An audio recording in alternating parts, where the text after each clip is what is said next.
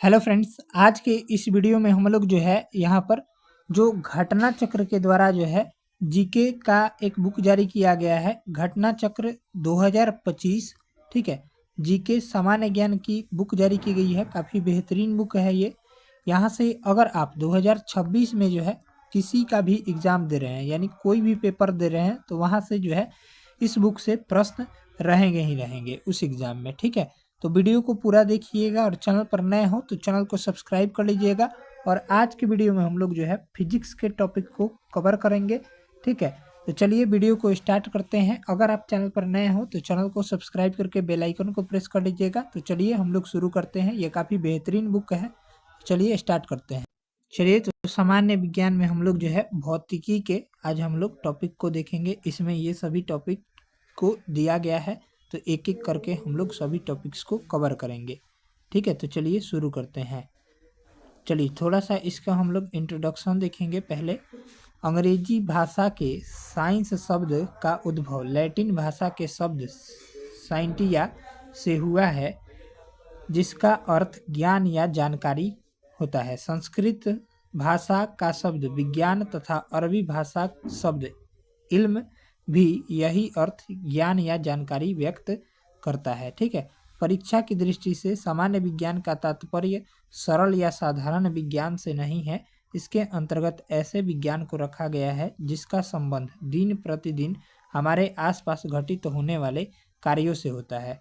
प्रसिद्ध वैज्ञानिक जे.बी. कोनांट के अनुसार प्रयोगों व प्रेक्षणों द्वारा प्राप्त ऐसे अंतर्ग्रंथित विचारों की श्रृंखला जो भविष्य के संभावित प्रयोगों के लिए उपयोगी सिद्ध हो, उसे विज्ञान कहते हैं। विज्ञान की मुख्य 3 शाखाएं होती है: भौतिक विज्ञान, रसायन विज्ञान और जीव विज्ञान। तो आज के वीडियो में हम लोग भौतिक विज्ञान के टॉपिक को कवर करेंगे, यानी फिजिक्स के टॉपिक को देखेंगे। तो चलिए भौतिक विज्ञान को शुरू करते हैं। चलिए, तो भौतिक विज्ञान में हम लोग देखेंगे फिजिक्स, भौतिकी। भौतिकी यानी भौतिक विज्ञान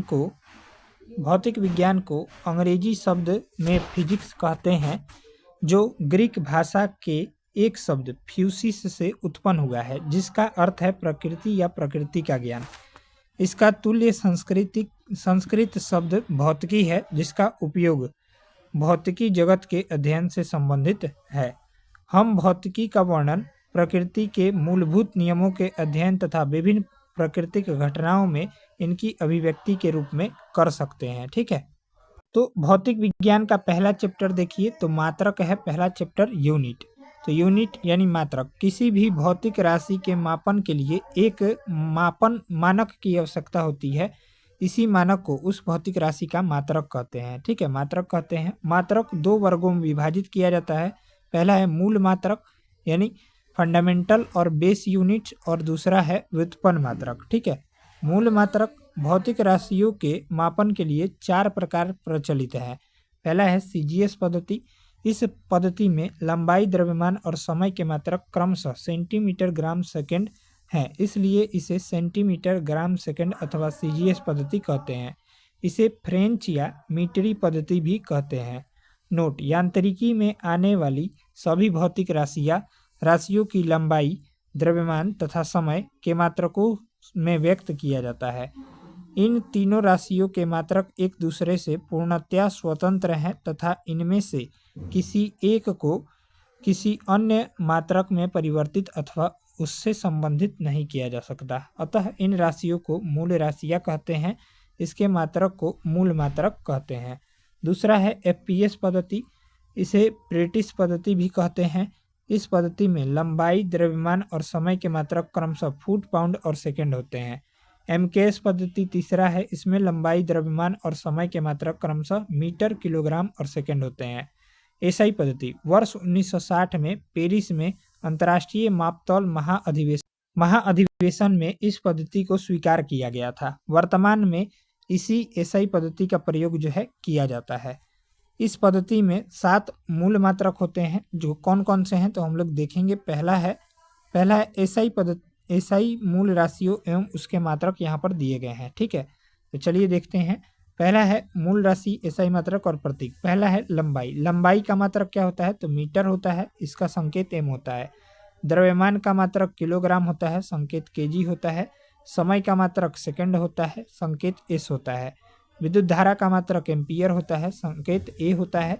ताप या ऊष्मागतिकी का मात्रक केल्विन होता है, इसका संकेत के होता है। पदार्थ के परिमाण का मात्रक मोल होता है, इसका संकेत MOL होता है। और ज्योति तीव्रता का मात्रक कैंडेला होता है, इसका संकेत CD होता है। उपयुक्त सात मूल राशियों जैसे लंबाई, द्रव्यमान, समय, विद्युत धारा, ताप, पदार्थ के परिमाण तथा ज्योति तीव्रता के मात्रकों पर आधारित मात्रक पद्धति को अंतर्राष्ट्रीय मात्रक पद्धति यानी इंटरनेशनल सिस्टम ऑफ यूनिट्स अथवा SI यूनिट्स कहते हैं। मीटर की परिभाषा। नई परिभाषा के तहत 1 मीटर वह दूरी है जो निर्वात में प्रकाश की किरण सेकेंड हिस्से में तय करती है। ठीक है। 1 किलोग्राम की परिभाषा। 1 किलोग्राम पेरिस में रखे प्लेटिनम इरिडियम के एक विशेष टुकड़े का द्रव्यमान माना गया है। व्यवहार में 1 किलोग्राम 4 डिग्री सेंटीग्रेड के 1 लीटर जल का द्रव्यमान होता है।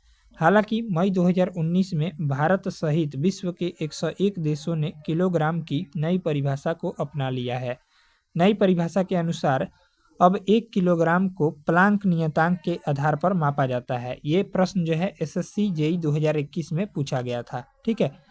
सेकंड की परिभाषा। 1 सेकंड वह समय अंतराल है जिसमें परमाणु घड़ी में सीजियम 133 परमाणु इतना कंपन उत्पन्न करता है। ठीक है। एम्पियर की परिभाषा। तो 1 एम्पियर विद्युत धारा वह धारा है जो निर्वात में 1 मीटर की दूरी पर स्थित 2 सीधे अनंत लंबाई के समानांतर तारों में प्रवाहित होने पर प्रत्येक तार की प्रति मीटर लंबाई पर तारों के बीच 2 × 10⁻⁷ न्यूटन का बल उत्पन्न करती है।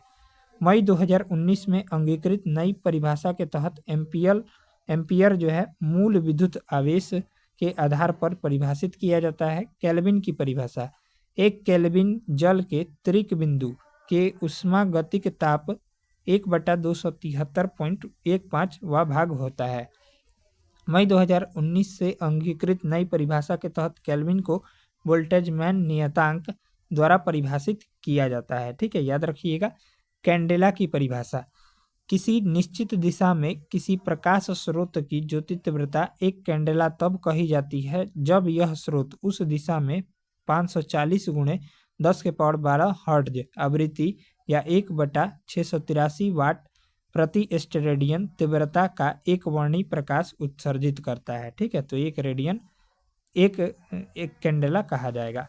मोल की परिभाषा। 1 मोल किसी पदार्थ की वह मात्रा है जिसमें उस पदार्थ के अवयवों की संख्या कार्बन 12 के 0.012 किलोग्राम में परमाणुओं की संख्या के बराबर है। आगे दिया गया है मई 2019 से अंगीकृत नई परिभाषा के तहत मोल को अवोगाड्रो नियतांक द्वारा परिभाषित किया जाता है और इसका मान 6.022 × 10⁻23 होता है। ठीक है, याद रखिएगा।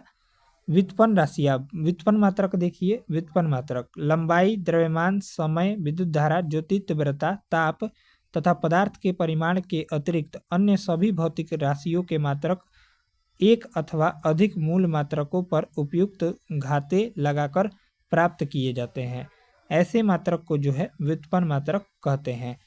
तो विशिष्ट नामों एवं प्रतीकों वाले SI व्युत्पन्न मात्रक। ठीक है। तो समतल कोण का देखिए। तो समतल कोण का रेडियन होता है। रेडियन को ऐसे सूचित किया जाता है। घन कोण का स्टेडियन होता है। आवृत्ति का हर्ट्ज होता है। बल का मात्रक न्यूटन होता है। दाब या प्रतिबल का मात्रक पास्कल होता है। ऊर्जा, कार्य, ऊष्मा की मात्रा का मात्रक जूल होता है। ठीक है। और देखिए शक्ति, रेडियंट फ्लक्स का मात्रक वाट होता है। विद्युत आवेश का मात्रक कूलाम होता है। वोल्टता या विभवांतर का मात्रक वोल्ट होता है। विद्युत धारिता का मात्रक फैराड होता है। विद्युत प्रतिरोध का मात्रक ओम होता है। विद्युत चालकता का मात्रक सीमेंस होता है। चुंबकीय फ्लक्स का मात्रक वेबर होता है। चुंबकीय फ्लक्स घनत्व का मात्रक टेस्ला होता है। प्रेरकत्व का मात्रक हेनरी होता है। तापमान का मात्रक डिग्री सेल्सियस होता है या केल्विन भी होता है। ठीक है। ज्योति फ्लक्स का मात्रक ल्यूमेन होता है। प्रदीप्ति घनत्व का मात्रक लक्स होता है। एक रेडियो न्यूक्लाइड की सक्रियता बेकुरल में मापी जाती है। आवेशित विकिरण की मात्रा ग्रे में मापी जाती है। विकिरण मात्रा समतुल्य सीवर्ट में मापी जाती है और उत्प्रेरणी सक्रियता का मात्रक कैटल होता है। ठीक है। एसआई मूल मात्रकों के पदों में व्यक्त कुछ व्युत्पन्न मात्रक, जैसे क्षेत्रफल का मात्रक क्या होता है तो मीटर स्क्वायर होता है। आयतन का मात्रक मीटर क्यूब होता है। ऐसे ही आगे देखेंगे तो चाल या वेग का मात्रक मीटर प्रति सेकंड, त्वरण का मात्रक मीटर प्रति सेकंड स्क्वायर, तरंग संख्या का मात्रक प्रति मीटर, द्रव्यमान घनत्व या घनत्व का मात्रक किलोग्राम प्रति मीटर क्यूब होता है। पृष्ठ घनत्व का मात्रक केजी मीटर प्रति सेकंड स्क्वायर होता है। और देखिए विशिष्ट आयतन का मात्रक मीटर क्यूब प्रति केजी होता है। धारा घनत्व का मात्रक एम्पियर प्रति मीटर स्क्वायर। चुंबकीय क्षेत्र शक्ति का मात्रक एम्पियर प्रति मीटर।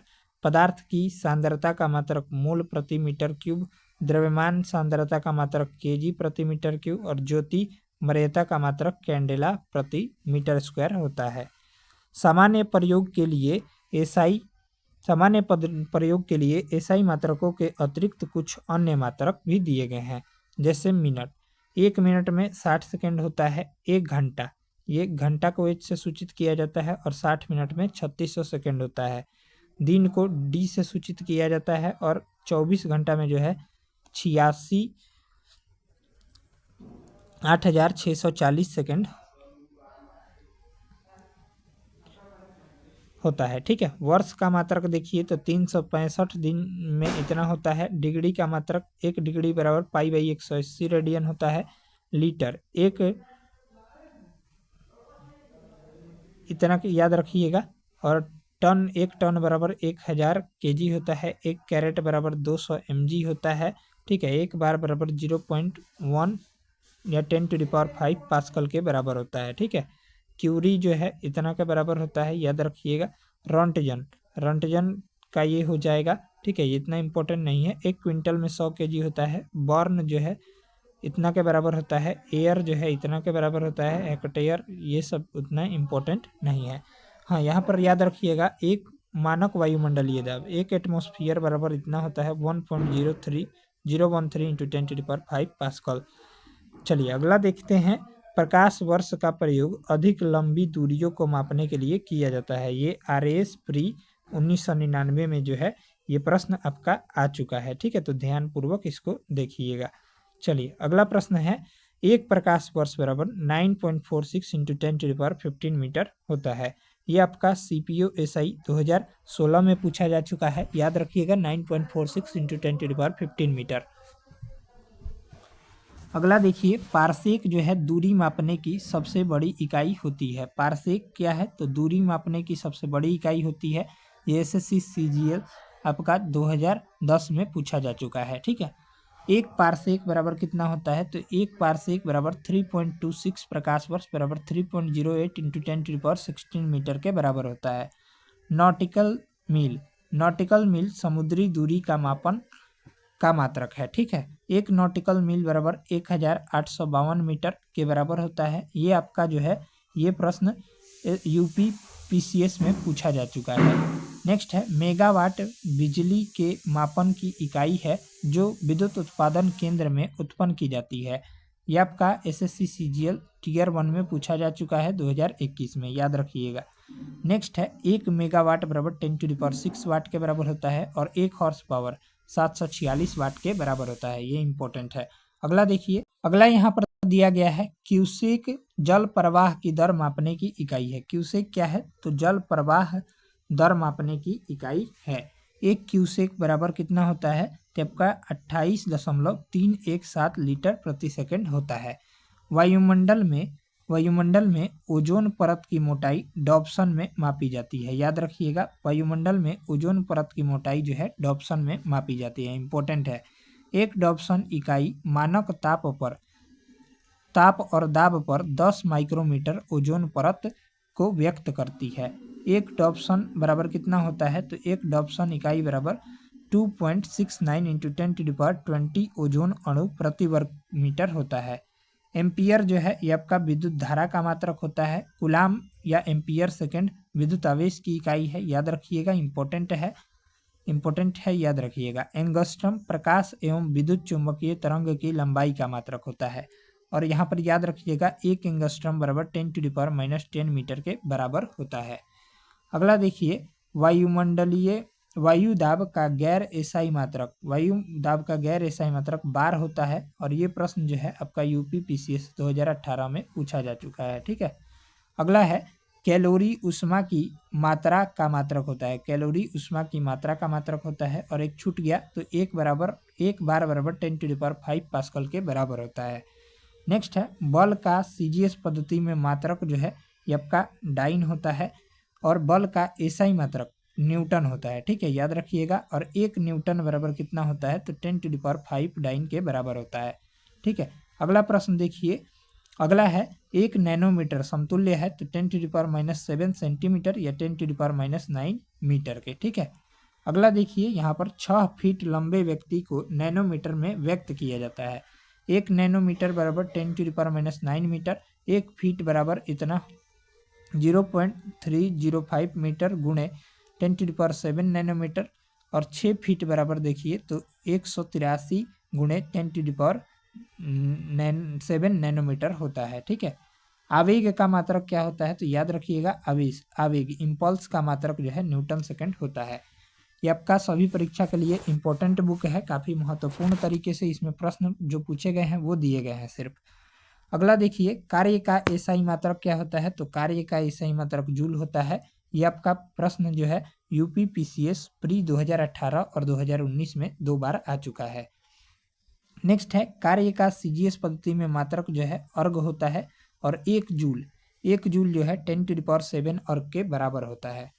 अगला देखिए, शक्ति का मात्रक जो है, शक्ति का मात्रक क्या होता है, तो शक्ति का मात्रक जूल प्रति सेकंड होता है। इसे वाट भी कहते हैं। ध्वनि की प्रबलता को जो है डेसिबल में मापा जाता है। ध्वनि की प्रबलता जो है डेसिबल में मापी जाती है। अगला प्रश्न है, दूरी मापने का एसआई मात्रक जो है, दूरी मापने का एसआई मात्रक क्या है, तो आपका मीटर हो जाएगा। ठीक है। नेक्स्ट है रडार। रडार शब्द मूलतः एक संक्षिप्त रूप है जिसका पूर्ण रूप रेडियो डिटेक्शन एंड रेंजिंग होता है। रेडियो डिटेक्शन एंड रेंजिंग होता है। यह वस्तुओं का पता लगाने वाली एक प्रणाली है जो सूक्ष्म तरंगों का उपयोग करती है। इंपॉर्टेंट मार्क रखिएगा इसको, यहाँ से प्रश्न जो है आपका बन सकता है। ठीक है। चलिए, अगला पॉइंट है, इसके द्वारा रेडियो तरंगों के माध्यम से दूर की वस्तुओं की स्थिति, ऊंचाई और दिशा या गति ज्ञात की जा सकती है। ठीक है। सोनार। सोनार शब्द मूलतः एक संक्षिप्त रूप है जिसका पूर्ण रूप होता है साउंड नेविगेशन एंड रेंजिंग होता है। ठीक है।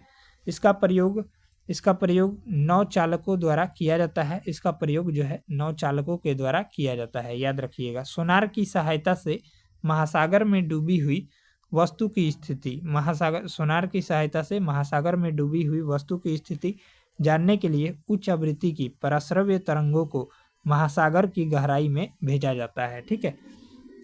ये तरंगे उस वस्तु से टकराकर प्रतिध्वनि के रूप में लौट आती है, जिनकी सहायता से महासागर में डूबी हुई वस्तु की वास्तविक स्थिति की जानकारी मिल जाती है। ठीक है।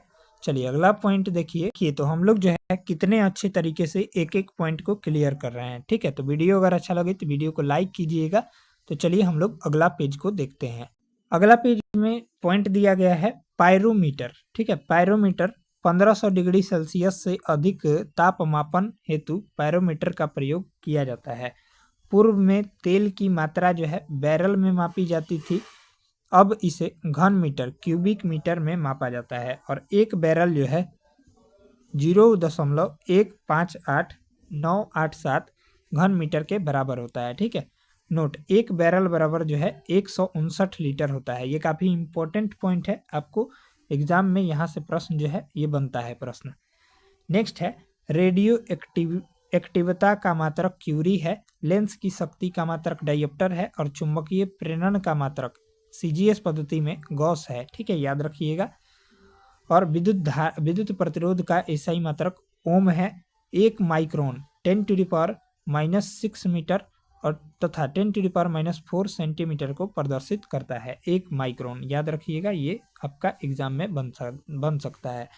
नेक्स्ट पॉइंट देखिए, यहाँ पर 10 की विभिन्न घातों। तो भौतिकी के अंतर्गत बहुत छोटी और बहुत बड़ी राशियों के मानों को 10 की घात के रूप में व्यक्त किया जाता है। 10 की घातों के नाम और उनके प्रतीक निम्न है। पहला है ये2, तो ये2 को 10⁻24 बोलते हैं। जेटा को 10⁻21 बोलते हैं। आगे देखिए 10⁻24, तो ये आपका येक्टो को बोलते हैं। जेप्टो को 10⁻21 बोलते हैं। अगला पॉइंट देखिए, चलिए इसको हम लोग जल्दी जल्दी देख लेते हैं। एक्सा को 10⁻18 बोलते हैं। पेटा को 10⁻15, टेरा को 10⁻12, गीगा को 10⁻9, मेगा को 10⁻6, 10⁻3, किलो हेक्टो 10⁻2, डेका 10⁻1। एटो को जो है 10⁻18, फेम्टो को 10⁻15, 10⁻12, पिको 10⁻9, नैनो 10⁻6, माइक्रो 10⁻3, मिली 10⁻2, सेंटी और 10⁻1 डेसी। ठीक है, याद रखिएगा, इसको यहाँ से प्रश्न एग्जाम में बनते हैं। नेक्स्ट है ज्योतिमर्यता यानी ल्यूमिनस, जिसको तीव्रता बोलते हैं। ज्योति तीव्रता एक गैर एसआई इकाई है जिसे नीट कहा जाता है। ठीक है, प्रकाश मिति राशि की इकाई है। ठीक है, वही है। चलिए अगला देखिए, भौतिक राशियों की बीमाएं, दूसरा टॉपिक है। दूसरा हम लोग मात्रा को देख लिए, अब हम लोग बीमा को देखेंगे। किसी भौतिक राशि की बीमाएं उन घातों को कहते हैं जिन्हें उस राशि को व्यक्त करने हेतु मूल राशियों पर चढ़ाते हैं। सभी भौतिक राशियों को बीमाओं L लंबाई, M द्रव्यमान तथा T समय तथा H ताप के पदों में व्यक्त किया जाता है। यदि किसी भौतिक राशि की बीमाएं लंबाई में A, द्रव्यमान में B और समय में C तथा ताप में D हो, तब उस राशि की बीमाओं को निम्न प्रकार लिखा जाता है। ये आपका 2004 में पूछा गया है रेलवे में। L के पावर A, M के पावर B, T के पावर C और H के पावर D। ठीक है, तो यहाँ पर याद रखिए कुछ यहाँ पर राशियाँ दी गई है और उसका बीमीय सूत्र दिया गया है, तो इसको हम लोग देख लेते हैं। पहला है आपका क्षेत्रफल। तो क्षेत्रफल का सूत्र क्या होता है, तो लंबाई गुणे चौड़ाई, तो इसका बीमा हो जाएगा L²। ठीक है, आयतन काल, तो लंबाई गुणे चौड़ाई गुणे ऊंचाई, तो इसका बीमा हो जाएगा L3। घनत्व का द्रव्यमान बटा आयतन, तो इसका हो जाएगा ml-3। याद रखिएगा। वेग या अथवा चाल का, तो विस्थापन बटा समय या दूरी बटा समय, तो इसका जो हो जाएगा LT-1 हो जाएगा। त्वरण का देखिए, तो वेग में परिवर्तन बटा समय को त्वरण कहते हैं, तो LT-2 हो जाएगा। बल का, तो द्रव्यमान गुणे त्वरण को बल कहते हैं, तो MLT-2 इसका होता है। ठीक है, बल आघूर्ण का बल गुणे दूरी, तो इसका हो जाएगा ML²T-2। कार्य का बीमा क्या होता है, तो बल गुणे विस्थापन इसका सूत्र होता है और इसका बीमा जो है ML²T-2 होता है। आवृत्ति की बीमा देखिए, तो आवृत्ति जो है 1 आवर्तकाल को कहते हैं, तो इसका T के पावर -1 होता है। ठीक है, आवेग की बीमा बल गुणे समय होती है, तो आपका MLT-1 होती है। संवेग की बीमा द्रव्यमान गुणे वेग को संवेग कहते हैं, इसका MLT-1 होता है। शक्ति की बीमा, तो कार्य बटा समय को शक्ति कहते हैं और इसका बीमा जो है ML²T के पावर -3 होता है। चलिए अगला पॉइंट देखिए, दो और दिए गए हैं। दाब, तो दाब को बल बटा क्षेत्रफल लिखते हैं, तो इसका बीमा हो जाएगा ML के पावर -1 T के पावर -2। प्रतिबल को जो है बल बटा क्षेत्रफल, यानी ये भी दाब ही है, तो इसका बीमा ML के पावर -1 T के पावर -2 होता है। ठीक है, अब हम लोग तीसरा चैप्टर की ओर बढ़ेंगे, गति एवं बल, मोशन एंड फोर्स। तो चलिए इसमें देखते हैं हम लोग। पहला है अदिश राशि यानी स्केलर क्वांटिटी। अदिश राशियाँ वे भौतिक राशियाँ हैं जिनमें केवल परिमाण होता है, दिशा जो है नहीं होती है। जैसे में आपका क्या हो जाएगा, तो दूरी, आयतन, द्रव्यमान, घनत्व, कार्य, ऊर्जा, समय, ताप, शक्ति, आवेश, विद्युत विभव, आवृत्ति, चाल, विद्युत धारा भी एक अदिश राशि है। ठीक है, याद रखिएगा। सदिश राशियाँ, आप देखिए सदिश राशियाँ, वेक्टर क्वांटिटी। सदिश राशियाँ वे भौतिक राशियाँ हैं जिनमें परिमाण तथा दिशा दोनों होते हैं। जैसे में देखिए, तो आवेग हो जाएगा, विस्थापन, त्वरण, वेग, बल, संवेग, विद्युत क्षेत्र, चुंबकीय क्षेत्र इत्यादि जो है, ये सभी सदिश राशियों के उदाहरण हैं। दूरी तथा विस्थापन देखिए, तो डिस्टेंस एंड डिस्प्लेसमेंट, निश्चित समय अंतराल में किसी कण या वस्तु द्वारा किसी पथ पर चली गई कुल लंबाई को दूरी कहते हैं, जबकि वस्तु की प्रारंभिक स्थिति तथा अंतिम स्थिति के मध्य की न्यूनतम दूरी को जो है विस्थापन कहते हैं। दूरी जो है ये एक अदिश राशि है, जबकि विस्थापन एक सदिश राशि है, याद रखिएगा। चाल और वेग देखिए, तो चाल और वेग यानी स्पीड एंड वेलोसिटी किसी वस्तु के द्वारा निश्चित समय में चली गई दूरी को चाल कहते हैं, और वस्तु की चाल के कारण उस वस्तु द्वारा निश्चित समय अंतराल में कुछ विस्थापन प्रदर्शित करना उसका वेग कहलाता है। चाल जो है एक अदिश राशि है और वेग एक सदिश राशि है। चाल और वेग का एसआई मात्रक जो है दोनों का मीटर प्रति सेकंड होता है। चाल बराबर क्या होता है, तो दूरी बटा समय होता है। चाल बराबर डी बटा टी तथा वेग बराबर जो है विस्थापन बटा समय होता है, याद रखिएगा। त्वरण देखिए, तो किसी वस्तु के वेग में परिवर्तन की दर को उस वस्तु का त्वरण कहते हैं। वेग के घटने को रिटार्डेशन यानी मंदन कहते हैं। त्वरण एक सदिश राशि है। एसआई पद्धति में त्वरण का मात्रक मीटर प्रति सेकंड स्क्वायर, इसको जो है मीटर प्रति सेकंड स्क्वायर ऐसे भी लिखा जाता है, कहते हैं। वृत्तीय गति, जब कोई वस्तु किसी वृत्ताकार पथ पर गति करती है तो उसे जो है वृत्तीय गति कहते हैं। यदि एक वस्तु एक समान चाल से गति करती है तो उसकी गति को एक समान वृत्तीय गति कहते हैं। कोणीय वेग एंगुलर वेलोसिटी, किसी कण के कोणीय विस्थापन की समय के साथ परिवर्तन दर को उस कण का कोणीय वेग कहते हैं। इसे ग्रीक अक्षर ओमेगा से प्रदर्शित करते हैं। कोणीय वेग का मात्रक जो है रेडियन प्रति सेकंड होता है। कोणीय वेग एक सदिश राशि है। रेखीय वेग, सीधी रेखा में गति करने वाले किसी कण के वेग को रेखीय वेग कहा जाता है। अन्य शब्दों में कहा जा सकता है कि ऋजु रेखीय गति में किसी कण के रेखीय विस्थापन के समय के साथ परिवर्तन दर को उस कण का रेखीय वेग कहते हैं। रेखीय वेग का मात्रक जो है मीटर प्रति सेकंड होता है। रेखीय वेग एक सदिश राशि है। अगला देखिए, न्यूटन के गति विषयक नियम। न्यूटन के गति के नियम बल की परिशुद्ध परिभाषा देते हैं और वस्तु पर लगाए गए बल तथा उसके द्वारा प्राप्त की गई गति की अवस्था के बीच संबंध स्थापित करते हैं। सर आइजक न्यूटन ने गैलीलियो की अवधारणाओं के आधार पर गति विषयक निम्न 3 आधारभूत नियमों का प्रतिपादन किया। पहला नियम, न्यूटन के गति का विषयक प्रथम नियम। पहला है, इस नियम के अनुसार प्रत्येक वस्तु या पिंड तब तक अपनी विरामावस्था अथवा सरल रेखा में एक समान वेग से गत्यावस्था में रहती है जब तक कि उस पर कोई बाह्य बल उसे अन्यथा व्यवहार करने के लिए विवश नहीं करता। ये आपका छत्तीसगढ़ पीसीएस प्री 2019 में पूछा गया है। गति के प्रथम नियम को जो है जड़त्व का नियम या फिर गैलीलियो का नियम भी कहते हैं। जड़त्व से तात्पर्य परिवर्तन के प्रति प्रतिरोध। जड़त्व किसी वस्तु या पिंड का ऐसा गुण है जिसके कारण कोई पिंड अपनी विरामावस्था अथवा एक समान वेग की अवस्था में परिवर्तन का विरोध करता है। जड़त्व के कुछ मुख्य उदाहरण दिए गए हैं, जैसे विराम का जड़त्व, बस के अचानक चलने से उसमें खड़ा यात्री पीछे की ओर गिर जाता है। कंबल को तेजी से झटकने पर धूल के कणों का अलग हो जाना। पेड़ की शाखा को हिलाने पर उससे फल टूटकर नीचे गिरना। खिड़की के शीशे में बंदूक की गोली मारने से छेद हो जाता है जबकि पत्थर मारने से शीशा चटक जाता है। गति के जड़त्व के उदाहरण देखिए, तो चलती गाड़ी के अचानक रुकने पर यात्रियों को आगे की ओर झुकना। चलती गाड़ी से अचानक उतर जाने पर यात्री का आगे की ओर गिर जाना। एक समान वेग से चलती रेलगाड़ी में ऊपर उछाली गई गेंद उछालने वाले के हाथ में ही लौट आना। ठीक है, चलिए अगला पॉइंट देखिए, गति का द्वितीय नियम यानी न्यूटन के गति का दूसरा नियम हम लोग अब देखेंगे। इस नियम के अनुसार किसी वस्तु द्वारा लगाया गया बल F वस्तु के द्रव्यमान m तथा त्वरण a के गुणनफल के बराबर होता है। ठीक है, यानी बल बराबर द्रव्यमान गुणे त्वरण यानी F बराबर m इंटू a। अर्थात यदि वस्तु पर कोई बल नहीं लग रहा है तो उसका त्वरण जो है शून्य होगा। त्वरण शून्य होने का तात्पर्य या तो वस्तु विरामावस्था में है अथवा नियत वेग से गति कर रहा है।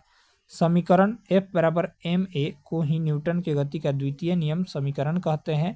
बल का एसआई मात्रक न्यूटन होता है। एक न्यूटन वह बल है जो 1 किलोग्राम द्रव्यमान की वस्तु पर लगाए जाने पर उसमें 1 मीटर प्रति सेकंड स्क्वायर का त्वरण जो है उत्पन्न करता है। ये आपका MPPCS 1990 में पूछा गया है। नेक्स्ट प्रश्न है, यहाँ पर नेक्स्ट पॉइंट है न्यूटन के गति का तृतीय विषयक नियम। इस नियम के अनुसार प्रत्येक क्रिया की समान तथा विपरीत प्रतिक्रिया होती है, इसी कारण इसे क्रिया प्रतिक्रिया नियम भी कहते हैं। क्या कहते हैं? तो क्रिया प्रतिक्रिया नियम भी कहते हैं। इस नियम के अनुसार जब कोई पिंड किसी दूसरे पिंड पर बल लगाता है तो दूसरा पिंड भी पहले पिंड पर उतना ही विपरीत दिशा में बल लगाता है। जैसे यहाँ पर दिया गया है, क्रिकेट के खेल में कैच लपकने के लिए क्षेत्र रक्षक यानी फील्डर द्वारा गेंद के साथ अपने हाथ को धीरे धीरे पीछे करना गति के तीसरे नियम का अनुप्रयोग जो है नहीं है। यानी ये प्रश्न SSC CHSL 2023 में टियर 1 में पूछा गया था।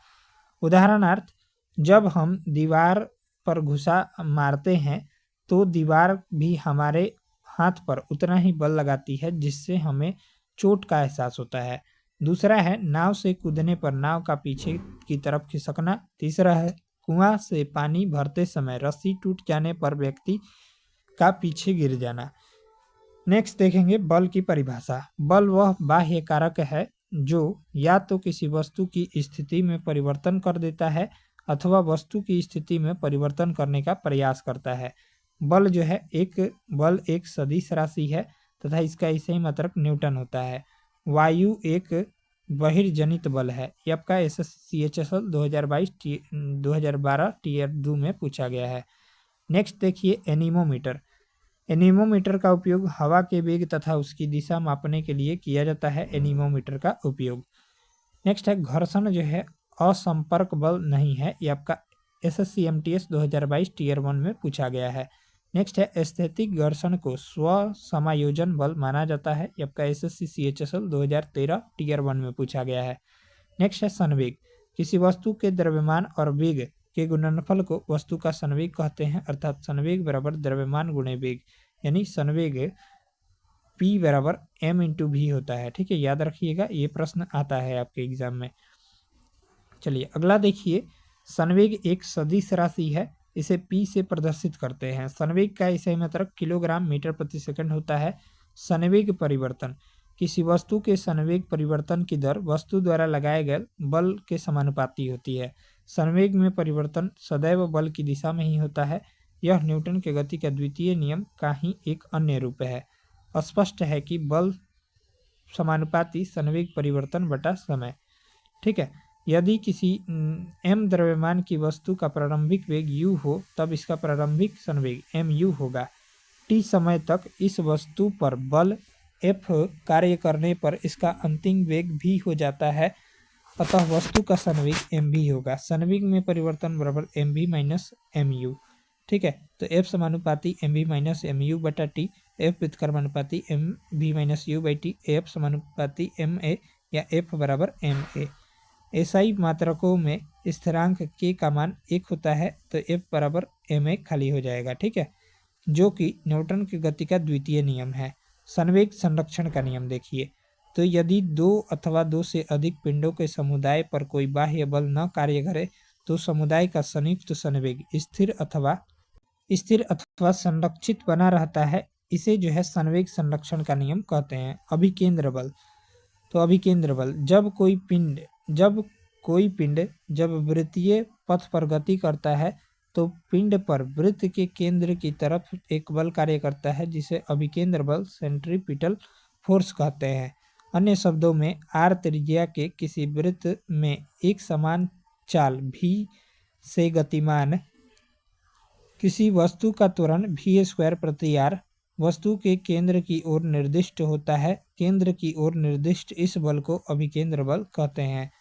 अभिकेंद्र बल Fc बराबर जो है mv² बटा r होता है। ठीक है, यानी पिंड का द्रव्यमान गुणे पिंड की चाल का स्क्वायर बटा वृत्त की त्रिज्या।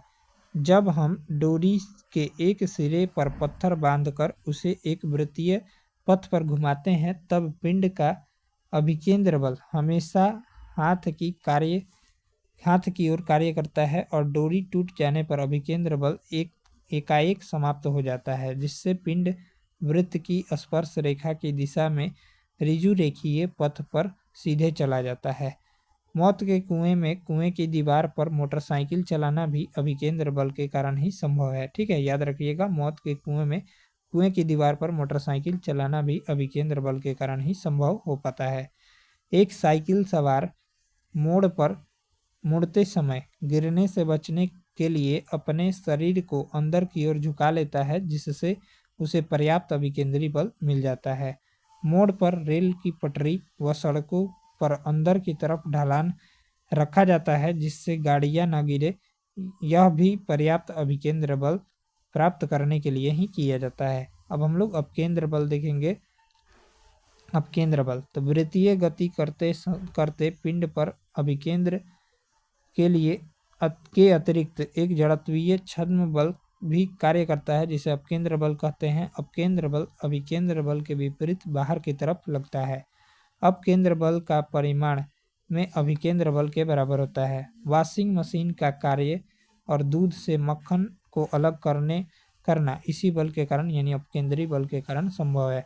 उदाहरण, कार में बैठे हुए व्यक्ति का कार के अचानक दाहिने तरफ मुड़ने पर बाईं ओर कार की खिड़की से टकरा जाना, गोल घूमने वाले झूले पर बैठने पर हैंडल को न पकड़ने पर बाहर की तरफ गिर जाना।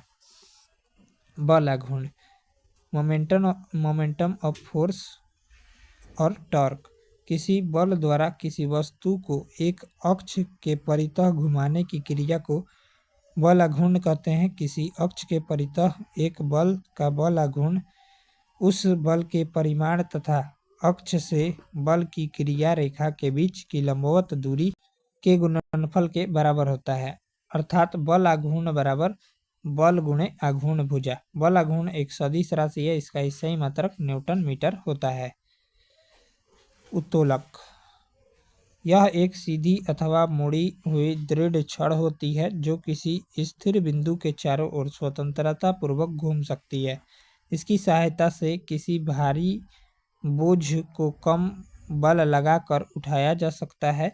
इसके तीन मुख्य भाग होते हैं। पहला है आलंब, जिस अक्ष के चारों ओर उत्तोलक स्वतंत्रता पूर्वक घूमता है उसे आलंब कहते हैं। आलंब को F द्वारा प्रदर्शित किया जाता है।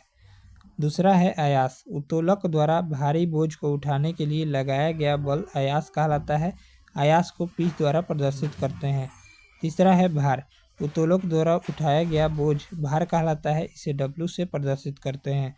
उत्तोलक का यांत्रिक लाभ, उत्तोलक द्वारा उठाए गए भार W तथा उस भार को उठाने में लगाए गए आयास P के अनुपात को उत्तोलक का यांत्रिक लाभ कहते हैं। उत्तोलक के यांत्रिक लाभ को MA द्वारा प्रदर्शित करते हैं। उत्तोलक यांत्रिक लाभ MA बराबर W बटा P यानी भार बटा आयास यानी आयास भुजा बटा भार भुजा। उत्तोलक के प्रकार, उत्तोलक मुख्य रूप से तीन प्रकार के होते हैं। पहला है प्रथम श्रेणी के उत्तोलक, फर्स्ट क्लास लीवर। प्रथम श्रेणी के उत्तोलकों में आलंब भार तथा आयास के बीच में होता है, अतः काम आयास से अधिक भार उठाने के लिए आयास भुजा भार भुजा से बड़ी होनी चाहिए।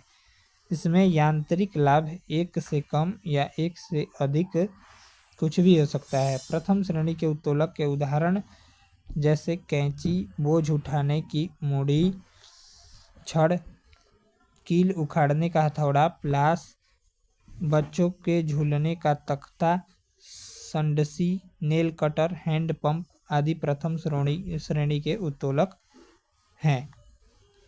द्वितीय श्रेणी का उत्तोलक, द्वितीय श्रेणी के उत्तोलकों में भार आलंब तथा आयास के बीच में होता है। इस श्रेणी के उत्तोलक का यांत्रिक लाभ सदैव एक से अधिक होता है। जैसे MA बराबर AF बटा BF, तो AF एक से बड़ा होगा। द्वितीय श्रेणी के उत्तोलकों के उदाहरण नींबू निचोड़ने की मशीन, सरौता, कूड़ा ढोने की एक पहिया वाली गाड़ी और नाव, खेत समय नौका दंड।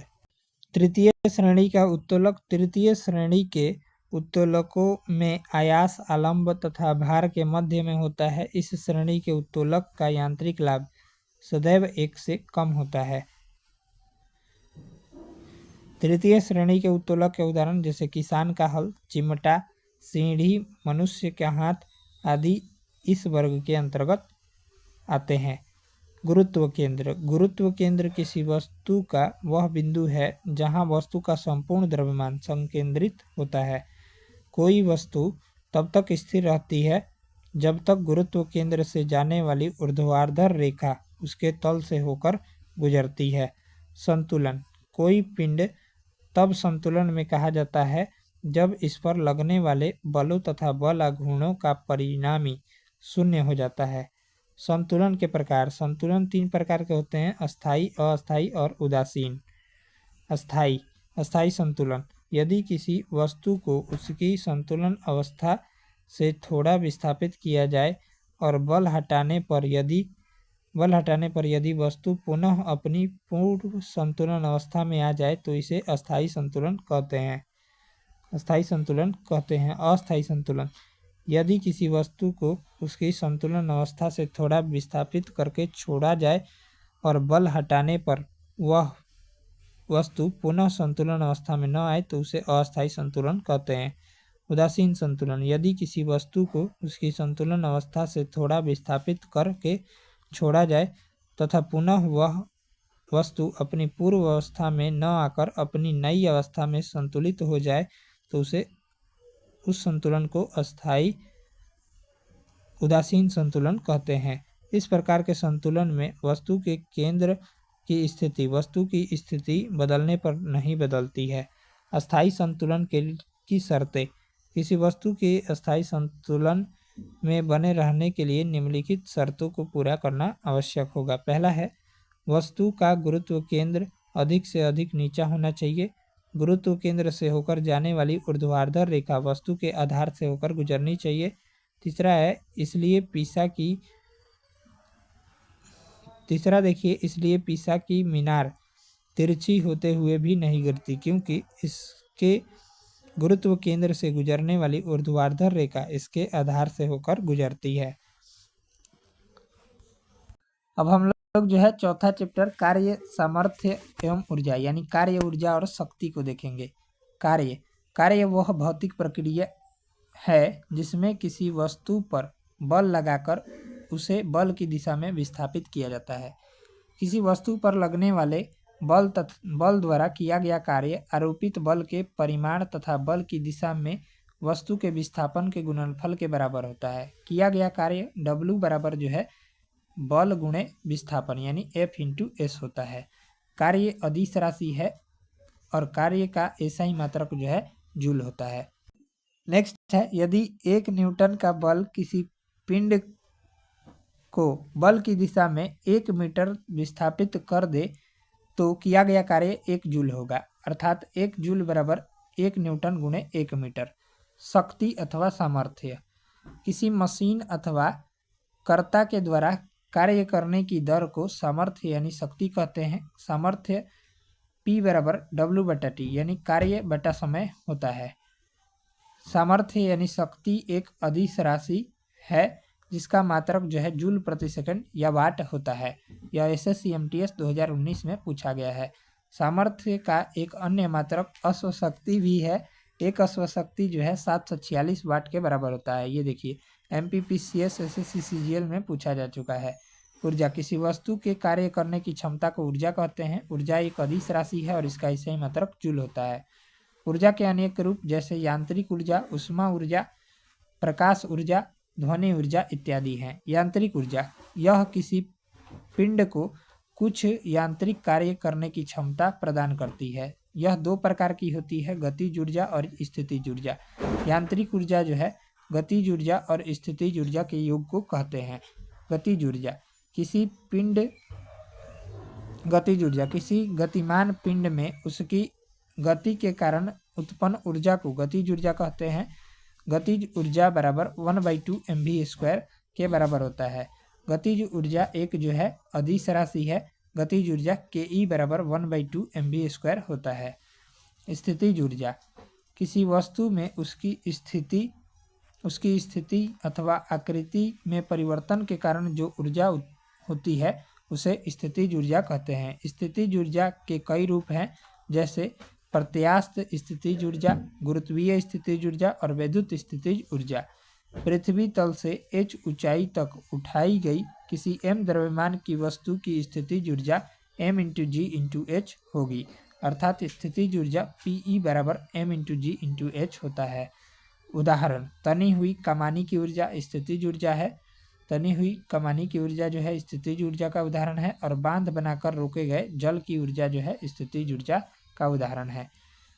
ऊर्जा संरक्षण का नियम। ऊर्जा संरक्षण के नियम के अनुसार ऊर्जा न तो नष्ट की जा सकती है और न ही उत्पन्न की जा सकती है। इसकी उत्पत्ति नहीं की जा सकती है। ठीक है, इसका केवल एक रूप से दूसरे रूप में रूपांतरण संभव है। ऊर्जा का रूपांतरण, कंजर्वेशन ऑफ एनर्जी। ऊर्जा संरक्षण के सिद्धांत के अनुसार ऊर्जा नष्ट नहीं हो सकती, बल्कि इसका स्वरूप बदल जाता है। इसे ही ऊर्जा का रूपांतरण कहते हैं। रूपांतरण से पहले और रूपांतरण के बाद कुल ऊर्जा सदैव अचर रहती है, यानी नियत रहती है।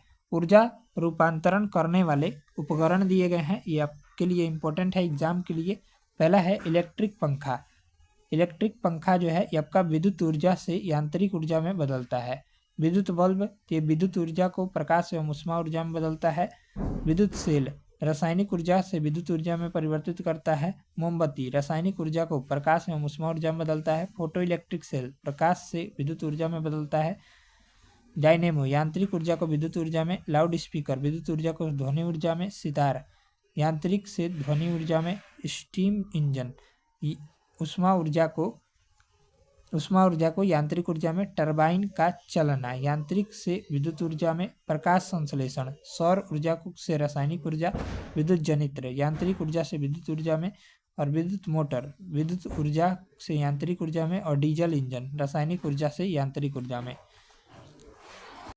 अगला देखिए गुरुत्वाकर्षण, 5वां चैप्टर है। न्यूटन का यह मत था कि विश्व में प्रत्येक दूसरे पिंड को एक बल द्वारा अपनी ओर आकर्षित करता है।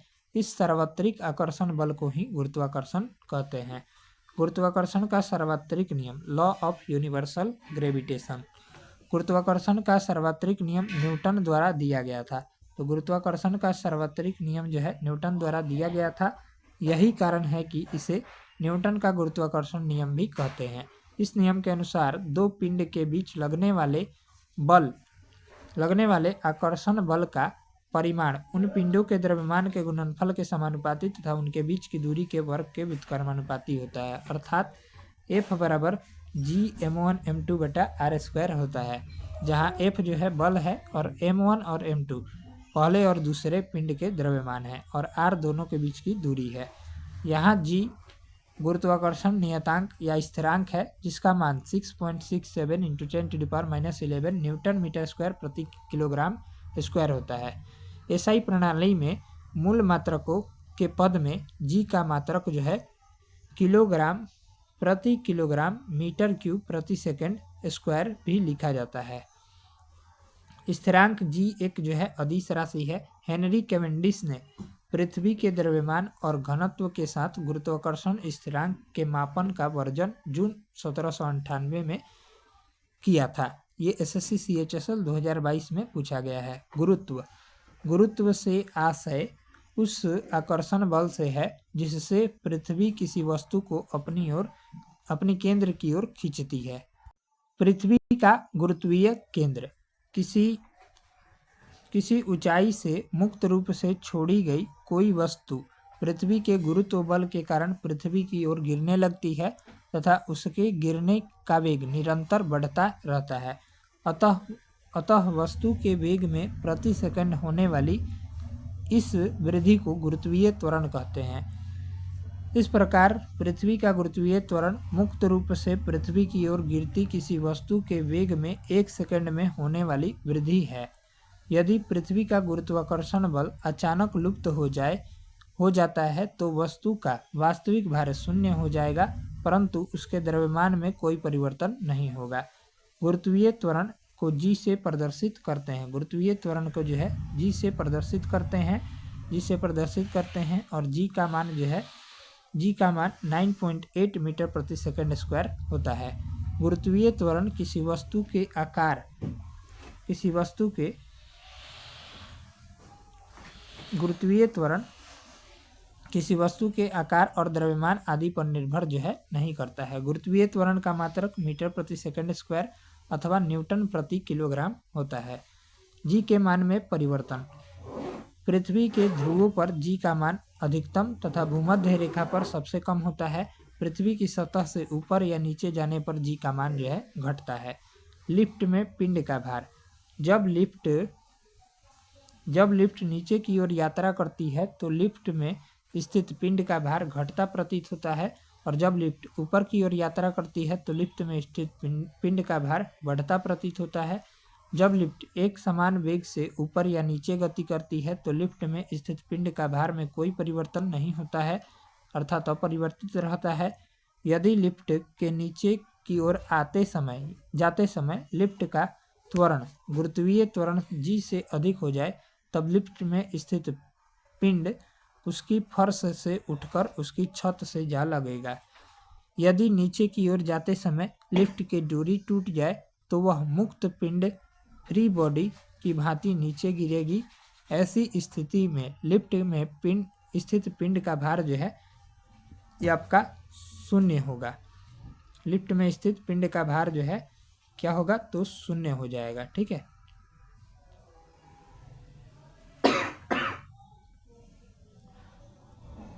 नेक्स्ट है ग्रहों के गति संबंधित केपलर के नियम। तो ग्रहों के गति संबंधित केपलर के नियम। केपलर ने खगोलीय प्रेक्षणों के आधार पर सूर्य के चारों ओर ग्रहों की गति के संबंध में निम्नलिखित 3 नियम का प्रतिपादन किया। प्रथम नियम को कक्षाओं का नियम, लॉ ऑफ ओर्बिट्स भी कहते हैं। इस नियम के अनुसार सभी ग्रह दीर्घवृत्ताकार कक्षाओं इलिप्टिकल ऑर्बिट्स में गति करते हैं तथा सूर्य इसकी एक नाभिक पर स्थित होता है। Second law. द्वितीय नियम को क्षेत्रफलीय वेग का नियम, लॉ ऑफ एरियल वेलोसिटी भी कहते हैं। सूर्य से किसी भी ग्रह को मिलाने वाली रेखा समान अंतरालों में समान क्षेत्रफल तय करती है, अर्थात ग्रह का क्षेत्रफलीय वेग नियत रहता है।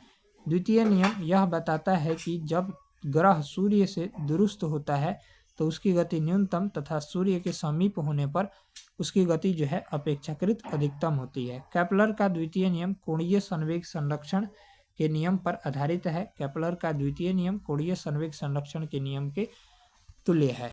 अगला देखिए तृतीय नियम। तृतीय नियम में बोल रहा है किसी ग्रह के परिक्रमण काल t का वर्ग उस ग्रह की दीर्घवृत्ताकार कक्षा के अर्धदीर्घ अक्ष की तृतीय घात के अनुक्रमानुपाती होता है, अर्थात t² समानुपाती r³। तृतीय नियम से स्पष्ट है कि ग्रह सूर्य से जितना अधिक दूर होगा उसका परिक्रमण काल उतना ही अधिक होगा। सूर्य के समीप स्थित ग्रह बुध का परिक्रमण काल मात्र 88 दिन, जबकि सूर्य से सबसे दूर स्थित ग्रह वरुण का परिक्रमण काल लगभग 165 वर्ष का है। उपग्रह। जिस प्रकार ग्रह सूर्य के चारों ओर परिक्रमण करते हैं, उसी प्रकार कुछ आकाशीय पिंड भी इन ग्रहों के चारों ओर परिक्रमण करते हैं, उन्हें उपग्रह कहते हैं। उपग्रह का कक्षीय वेग पृथ्वी तल से ऊंचाई पर निर्भर करता है। उपग्रह पृथ्वी तल से जितना अधिक दूर होगा, उपग्रह का वेग उतना ही कम होगा। उपग्रह का परिक्रमण काल। उपग्रह द्वारा अपनी कक्षा में पृथ्वी का एक चक्कर पूरा करने में लगा समय उपग्रह का परिक्रमण काल कहलाता है। परिक्रमण काल बराबर कक्षा की परिधि बटा कक्षीय वेग। किसी उपग्रह का परिक्रमण काल भी उसकी पृथ्वी तल से ऊंचाई पर निर्भर करता है। उपग्रह पृथ्वी तल से जितना अधिक दूर होगा उसका परिक्रमण काल उतना ही अधिक होगा। उपग्रहों का परिक्रमण काल उनके द्रव्यमानों पर निर्भर जो है नहीं करता है। भूतुल्यकाली उपग्रह या भूतुल्यकाली कक्षा। जब कोई उपग्रह प्रक्षेपण के उपरांत पृथ्वी की सतह से लगभग 36,000 किलोमीटर या फिर इतना भी बोल सकते हैं कि ऊंचाई पर पहुंचता है, तो वह एक ऐसी स्थिति में आ जाता है जहां उसकी कक्षा पृथ्वी के घूर्णन के अनुरूप हो जाती है। यहाँ उपग्रह उसी गति से वृत्तीय कक्षा में परिक्रमण करने लगता है जिस गति से पृथ्वी परिक्रमण कर रही है। इसे ही भूतुल्यकाली कक्षा कहा जाता है। इस प्रकार के उपग्रह पृथ्वी की परिक्रमा 24 घंटे में एक बार करते हैं, जबकि पृथ्वी को अपने अक्ष की परिक्रमा करने में 24 घंटे का समय लगता है। अतः उपग्रह एवं पृथ्वी दोनों की गति बराबर होने के कारण दोनों एक दूसरे को स्थिर दिखाई पड़ते हैं। भूतुल्यकाली कक्षा के विषुवत वृत्तीय तल में ही स्थित होने की दशा में उपग्रह अपनी कक्षा में किसी एक ही बिंदु पर स्थिर प्रतीत होता है। उपग्रह की ऐसी भूतुल्यकाली कक्षा को भू स्थिर कक्षा तथा ऐसे उपग्रह को भू स्थिर उपग्रह जियो स्टेशनरी सैटेलाइट कहा जाता है। संचार उपग्रह प्रायः भू स्थिर कक्षाओं में स्थापित किए जाते हैं। ध्रुवीय उपग्रह ये दूसरी श्रेणी के उपग्रह होते हैं जिनकी कक्षा की ऊंचाई भूतुल्यकाली उपग्रहों की तुलना में काफ़ी कम, सामान्यतः 500 से 800 किलोमीटर होती है तथा ये पृथ्वी के ध्रुवों के परितः उत्तर दक्षिण दिशा में गमन करते हैं। ऐसे उपग्रह ध्रुवीय उपग्रह कहलाते हैं। ध्रुवीय उपग्रह का प्रयोग मुख्यतः मौसम विज्ञान, भू सर्वेक्षण कार्य या पर्यावरणीय अध्ययनों हेतु किया जाता है। पलायन वेग।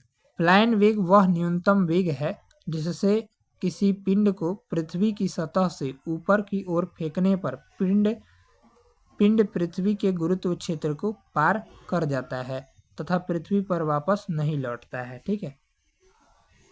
पलायन वेग से फेंकने के लिए किसी पिंड को दी गई गतिज ऊर्जा पलायन ऊर्जा कहलाती है। पृथ्वी के लिए पलायन वेग का मान 11.2 किलोमीटर प्रति सेकंड।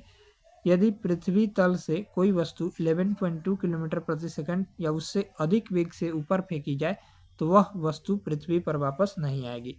चंद्रमा के लिए जो है पलायन वेग का मान 2.38 किलोमीटर प्रति सेकंड है। कृत्रिम उपग्रह के अंदर प्रत्येक वस्तु का भार जो है वो शून्य होता है, जिसके कारण उपग्रह के तल के द्वारा अंतरिक्ष यात्री पर लगाया गया प्रतिक्रिया बल शून्य होता है। कक्षीय चाल एवं पलायन वेग में संबंध। पृथ्वी के समीप किसी उपग्रह की कक्षीय चाल v0 तथा पृथ्वी के तल से फेंकी गई किसी वस्तु का पलायन वेग ve हो तो ve बराबर √2 v0। स्पष्ट है कि यदि पृथ्वी के समीप चक्कर काटते किसी उपग्रह की कक्षीय चाल का किसी कारणवश बढ़कर √2 गुनी हो जाए तो वह उपग्रह अपनी कक्षा को छोड़कर पलायन कर जाता है। ठीक है। तो इससे आगे जो है हम लोग सरल आवर्त गति अगले नेक्स्ट वीडियो में देखेंगे, सिंपल हार्मोनिक मोशन। ठीक है। तो इसी तरह से इस वीडियो में हम लोग जो है पूरा डिटेल्स में कवर किए हैं। मिलते हैं अगले वीडियो को लेकर, तब तक के लिए जय हिंद जय भारत। वीडियो अगर अच्छा लगा हो तो वीडियो को एक लाइक कीजिएगा और चैनल पर नए हो तो चैनल को सब्सक्राइब कर लीजिएगा और बगल में जो बेल आइकन है उसे दबाना ना भूलिएगा। ठीक है। तो इस बुक को जो है हम पूरा कंप्लीट करवाएंगे इसी चैनल पर और इसका PDF आपको जो है टेलीग्राम पर मिल जाएगा। टेलीग्राम चैनल का लिंक इसी वीडियो के डिस्क्रिप्शन बॉक्स में दिया गया है, उसको ज्वाइन कर लीजिए। चलिए मिलते हैं अगले वीडियो में, तब तक के लिए जय हिंद जय भारत। वीडियो अगर अच्छा लगा हो तो वीडियो को लाइक कीजिए, चैनल पर अगर आप नए हो तो चैनल को सब्सक्राइब कीजिए और बगल में जो बेल आइकन है उसे दबाना ना भूलिए।